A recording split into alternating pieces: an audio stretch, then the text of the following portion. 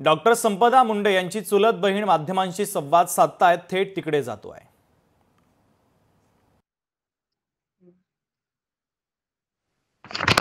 तिचे जे तिने पोस्टमॉर्टम केलेले आहेत 84 पोस्टमॉर्टम केलेले आहेत।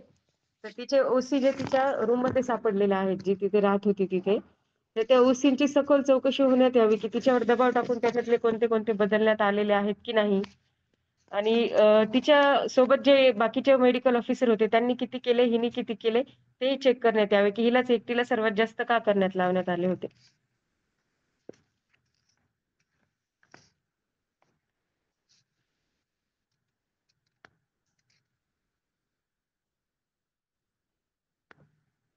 आम्हाला परत हॉटेलचं सीसीटीव्ही फुटेज अजून मिळालेलं नाहीये।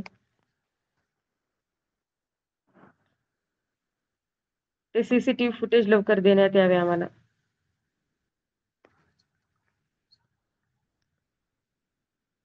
परत तिचे जे काही त्याच्याबद्दलचे पुरावे आहेत त्याचे कस्टडीमध्ये त्याची नोंद घ्या तुम्ही, आणि महिला आयोग अधिकारानुसार आणि वैद्यकीय परिषदेच्या तातडीने हस्तक्षेप होऊन आम्हाला न्याय देण्यात यावा।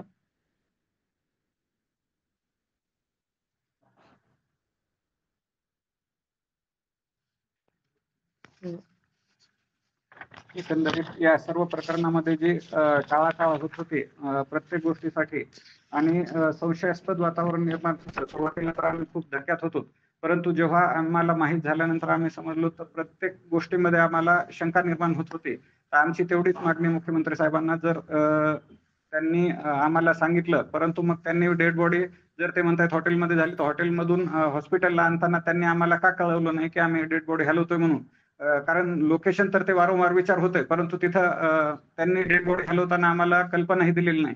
दुसरी गोष्ट, पोस्टमॉर्टम रिपोर्ट पोस्टमॉर्टम करण्यासाठी जेव्हा बॉडी साताऱ्याला आम्ही घेऊन गेलो, तेव्हा दुपारी 1 वाजेपर्यंतही तिथं कुणीही डॉक्टर उपस्थित झाले नव्हते। म्हणजे जवळपास मृत्यू जर 23 तारखेला दुपारी 1 वाजता झाला असेल, तर 24 तारखेला दुपारी 1-1.5 वाजेपर्यंत डॉक्टरच उपस्थित झाले नव्हते।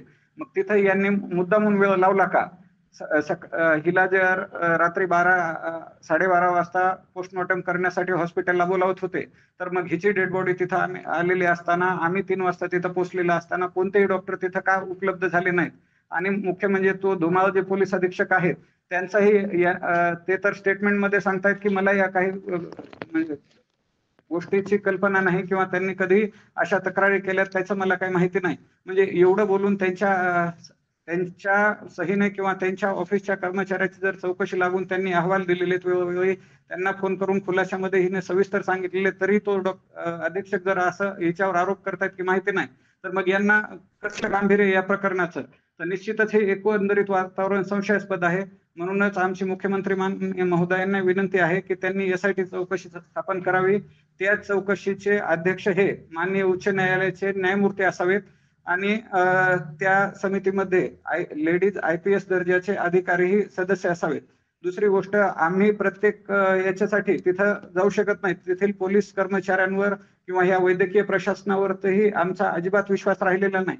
त्यामुळे हे सदरील जे काही प्रकरण आहे ते बीड येथेच न्यायालयामध्ये चालवण्यात यावे। आणि एकंदरीत तिथे सुद्धा आम्हाला आपल्या पत्रकार महोदयांचाच खूप हे झालं। त्यांनी जेव्हा ही बाजू उचलून धरली आमची, तेव्हा कुठे तेथील हालचाली वाढल्या आणि पोस्टमॉर्टम झाला। तर आमची आपल्या सर्व पत्रकार बांधवांना हीच विनंती आहे की या प्रकरणामध्ये आपण आमची बाजू घ्यावी आणि हे करावं, जे काही योग्य आहे तेच तुम्ही मांडा, परंतु वस्तुस्थिती मांडा, हीच आमचा मागणी आहे। धन्यवाद।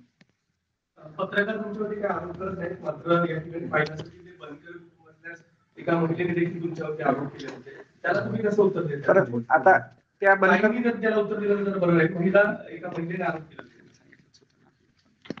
होते, त्यांनी अगोदर का नाही सांगितलं? जसं त्यांनी म्हटलं की 15 दिवसापूर्वी प्रपोज केलं, तर आमच्या घरच्याचा नंबर त्यांच्याकडे होता ना, किंवा त्या म्हणतात की त्रास दिला, तर मग त्यांनी ऑलरेडी अगोदरच सांगणं जरुरी होतं ना। नंतर सांगण्यात काय म्हणजे त्या गेल्यानंतर त्या प्रूव्ह करू शकत नाहीत आणि कोणाला माहिती नाही, म्हणून त्यांनी गेल्यानंतर त्यांच्या चारित्र्यावर शिंतोड उडवणं हे बिलकुल योग्य नाही। ते स्वतः एक महिला असून दुसऱ्या महिलेच्या चारित्र्यावर असे शिंतोड उडवणं हे कितपत योग्य आहे? स्वतःचा बचाव करण्यासाठी, स्वतःच्या भावाचा बचाव करण्यासाठी ते हे करत आहेत हे स्पष्ट होऊन येते यामध्ये। आता तुम्हाला जो मोबाईल आहे, त्या मोबाईलच्या संदर्भातला PM नोट आहे, ती मिळाली का, त्या संदर्भात चौकशी काय होईल? आमचे अजून 3 दिवस झाले. आम्ही कॉल केला होता तर चौकशी चालू आहे, चौकशी चालू आहे असा जवाब येत आहे. 3 दिवस उलटूनही अजून आम्हाला तिचे पीएम नोट्स मिळालेले नाहीये.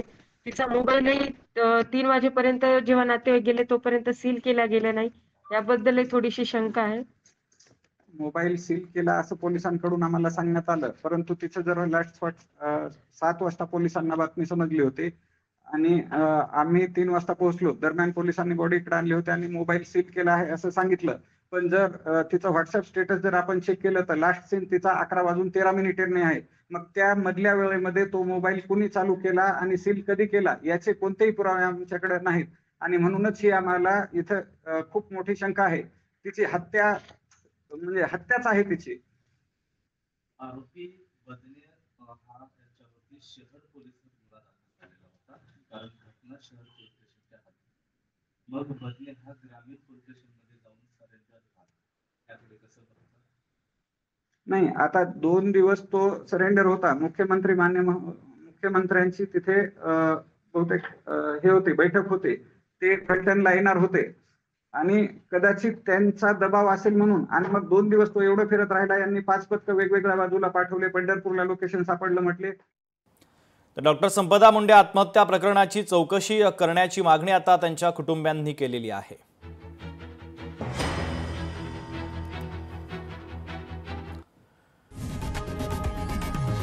लोकशाही मराठी ऐका, पहा, जागरूक रहा.